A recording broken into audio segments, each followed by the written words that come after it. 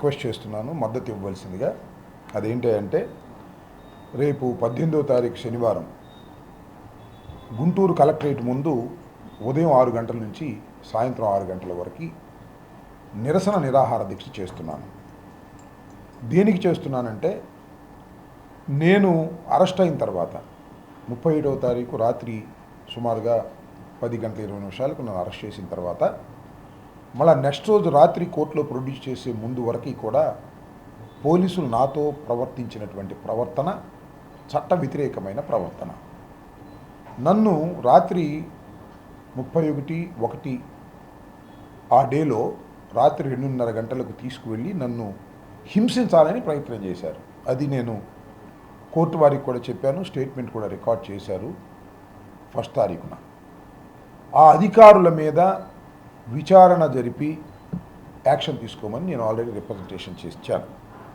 నేను ఇప్పుడు నా ప్రథమ డిమాండ్ ఏంటంటే ఆ అధికారులిద్దరినీ కూడా సస్పెండ్ చేసి విచారణ జరపాలి అని.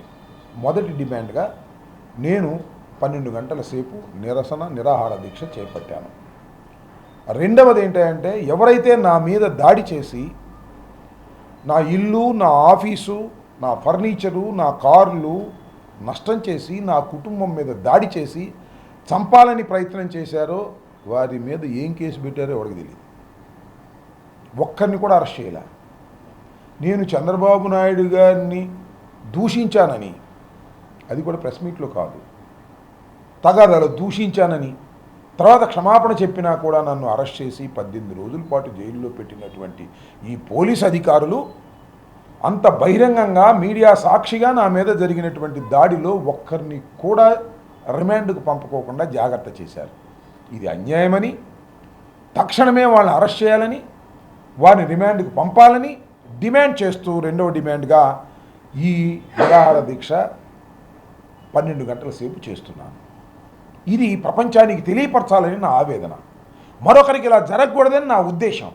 ఏ విధంగా అయినా సరే వాళ్ళ మీద ప్రెషర్ చేసి ప్రజా ఉద్యమాల ద్వారా, న్యాయస్థానాల ద్వారా పోలీసును సరిచేయాలని, తప్పు చేసినటువంటి పోలీసు అధికారులకు కనువిప్పు కలగాలనేటువంటి ఉద్దేశంతోనే నేను ఈ 12 గంటల నిరాహార దీక్ష చేస్తున్నాను. కాబట్టి గౌరవనీయులైనటువంటి న్యాయవాదిగా ఉన్నటువంటి వారు, జై భీమ్ భారతీయ పార్టీకి చెందినటువంటి వ్యవస్థాపకులు, వారిని కూడా నా నిరసన దీక్షకు మద్దతు పలకమని వారిని పత్రికాముఖంగా నేను ఈ సందర్భంగా వారిని రిక్వెస్ట్ చేస్తున్నాను. అదేవిధంగా కూటమి సభ్యులు కాకుండా ఉన్న రాజకీయ పార్టీలు చాలా ఉన్నాయి, అసెంబ్లీ లేకపోవచ్చు. ఆ రాజకీయ పార్టీలకు కూడా సవినయంగా మనవి చేస్తున్నాను. జరిగింది అన్యాయం. ఈ అన్యాయానికి మీరు మద్దతు పలకపోతే తప్పు చేసిన వారు అవుతారు.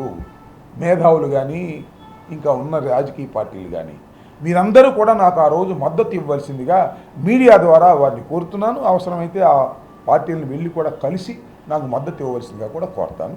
జడా శ్రావణ్ కుమార్ గారిని ఈ నిరసన దీక్షకు నాకు మద్దతు ఇవ్వాల్సిందిగా వారిని మీ సమక్షంలో కోరుతున్నాను.